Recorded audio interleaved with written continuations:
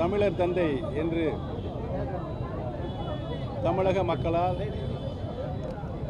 அன்போடும் மரியாதையோடும் அழைக்கப்படுகின்ற ஐயா தமிழர் தந்தை சீபா ஆதித்யநாத் அவருடைய 121வது பிறந்த நன்னாள் இந்நாள். பேரறிஞர் அண்ணா அவருடைய அன்பை பெற்றவர், சட்டப்பேரவை தலைவராக,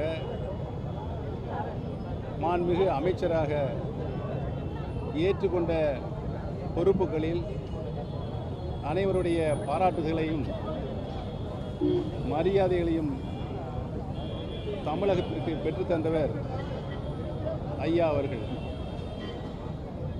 பொது வாழ்க்கையில் ஒரு தனிப்பட்டவர் எவ்வாறு நடந்து கொள்ள வேண்டும் என்று தமிழக மக்களுக்கு, அரசியல்வாதிகளுக்கு, அனைத்து தரப்பட்ட மக்களுக்கும் ஒரு மிகப்பெரிய உதாரண புருஷராக விளங்கியவர்தான்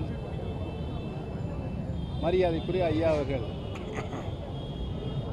அரசியலில் மட்டுமல்லாமல், பொது வாழ்க்கையில் மட்டுமல்லாமல், பத்திரிகை துறையில் அவர் செய்த சாதனைகள் அளப்பரியது.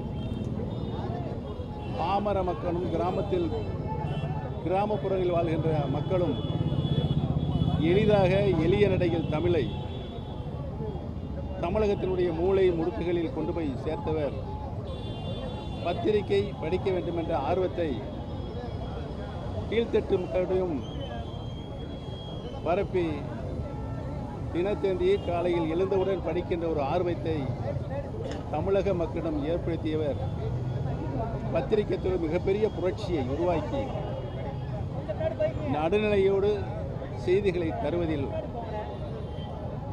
தினத்தந்தி என்ற பத்திரிகை மிகப்பெரிய அளப்பரிய சாதனையை அதற்கு வித்திட்டவர் அருமை ஐயா அவர்கள் என்பதனை நாம் எண்ணுகின்ற பொழுது அவருடைய புகழ், அவர் காட்டிய வழியில் அனைத்து மக்களும் வீறுநடை போட வேண்டும் என்ற ஒரு இலக்கை, படிப்பினை நமக்கு பெற்றுத்தந்தார் என்பதனை எண்ணுகின்ற பொழுது அவர் புகழ் இந்த உலகம் உள்ளவரை நிலைத்து நிற்கும் என்பதை தெரிவித்துக் கொள்ள கடமைப்பட்டிருக்கிறேன்.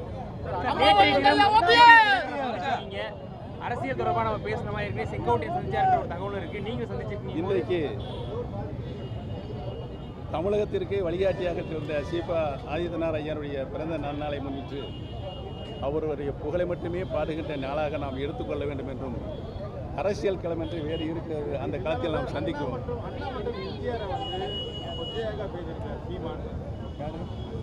நான் இப்போதான் அதே சொல்லி முடிச்சேன். இன்னைக்கு இந்த பிறந்த நன்னாளை, ஐயா அவருடைய பிறந்த நன்னாளை முன்னிட்டு அரசியல் விமர்சனங்களுக்கு விவாதத்தில் நாம் செல்ல வேண்டும் என்பதை உங்களை அன்போடு கேட்டுக்கொண்டு வருவதில் நன்றி, வணக்கம்.